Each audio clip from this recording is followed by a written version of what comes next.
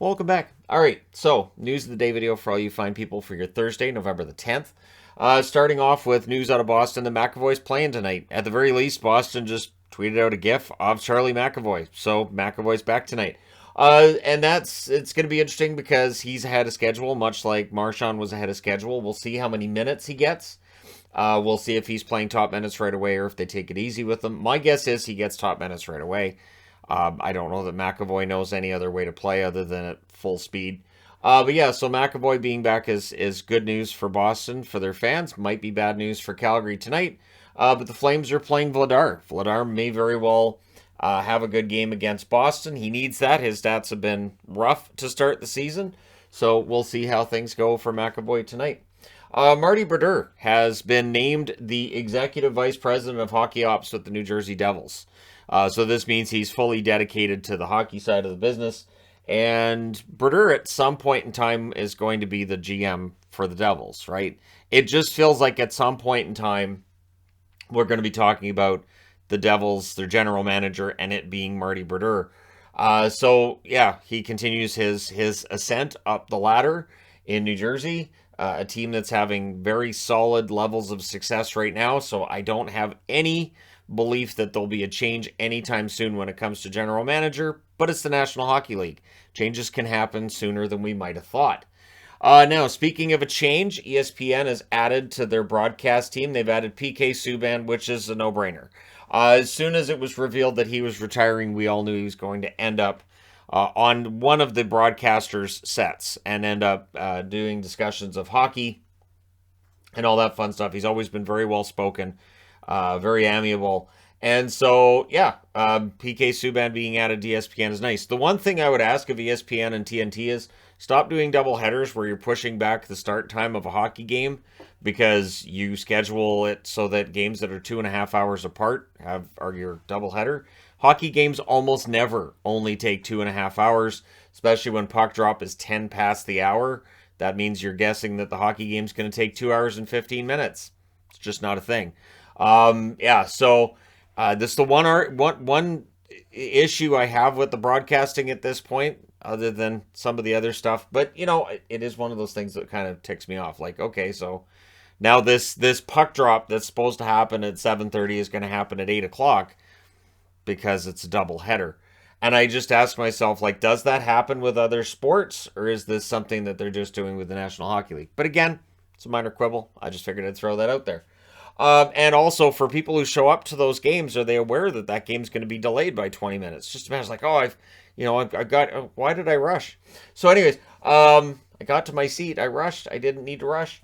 Oiler news update from yesterday. Of course, Evander Kane. It's been revealed he's going to be out 3 to 4 months. Yesterday, when I said he was fine, I meant that he wasn't in any mortal danger.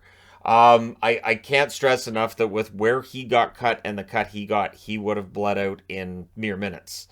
It is one of those things that will make anyone who's in the area completely and totally panic immediately.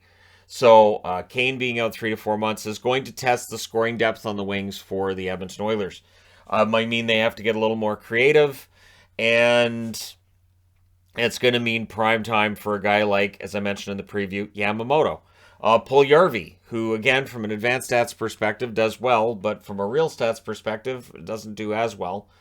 So we'll see with Evander Kane how things go. But yeah, 3 to 4 months is the timeline. I'm guessing he's back in 3. So we'll see how things go for Kane. But as I said yesterday, glad he's fine, as in he's not in any mortal danger. There was one comment about, well, if Malarchuk didn't die, Malarchuk would have died on the ice if there wasn't a actual doctor at that end of the ice who jumped over the boards and helped him, so he didn't die. So that's the one thing. Malarchuk absolutely could have been a fatality on the ice when he got a skate across the throat. So yeah, scary stuff out there. Skate blades are definitely capable of inflicting damage, and so it is a very dangerous game.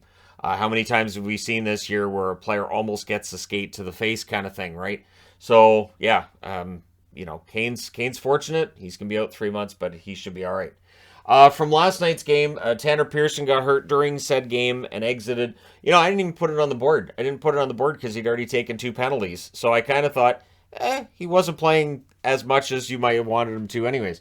Pearson's one of those guys who does divide the fan base, where when he's going and he's playing well, he can be great. When he's not playing very well, he is very often the target for ridicule.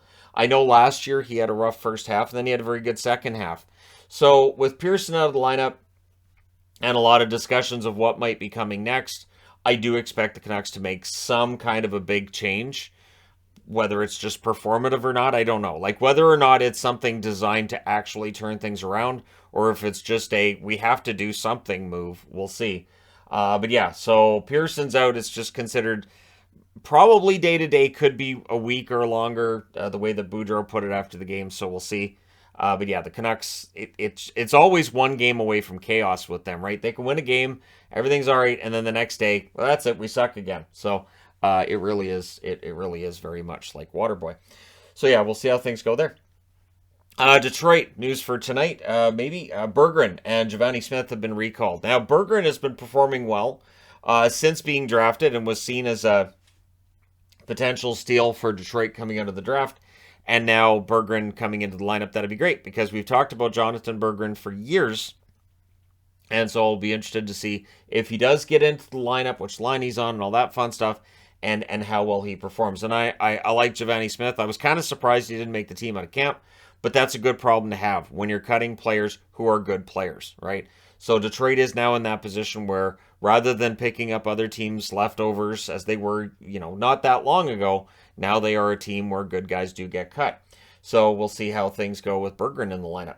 Galchenyuk, who of course got hurt during his tryout with the Avalanche, has now signed a contract with the Colorado Eagles. So an AHL contract for Galchenyuk if he performs well. And in the event of injuries with the Avs, which you're always going to get injuries during the season anyways, there's the chance that Galchenyuk turns that into an actual NHL contract at some point this season. But he's bounced around the league quite a bit. I do commend him for staying in North America, giving it a shot, and signing with the Colorado Eagles. And for the Eagles, it's a free forward they're picking up, so that can't hurt either.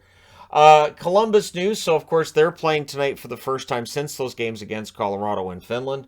Voracek, Corrali, and Kent Johnson are all out with injuries. None of them are considered to be serious, but they haven't played since Saturday, and these guys still can't go tonight. It's Thursday, so that's almost a week right there. The good news, though, on the Columbus side is this means that Emil Bemstrom and Brendan Gaunce get into the lineup. Gaunce, a good fill-in for them last year, absolutely was able to do the job. And Bemstrom has had a very good year in the AHL. We'll see if it translates to the National Hockey League level or not. Foodie, I think, since his recall from Cleveland has been good, so maybe Bemstrom can be as well. We shall see. Let me know your thoughts in the comment section below as always. Don't forget to hit like and subscribe. If you're browsing your way through, you just happened upon this video. Thank you guys so much for watching, for all your support. I will talk to you again soon.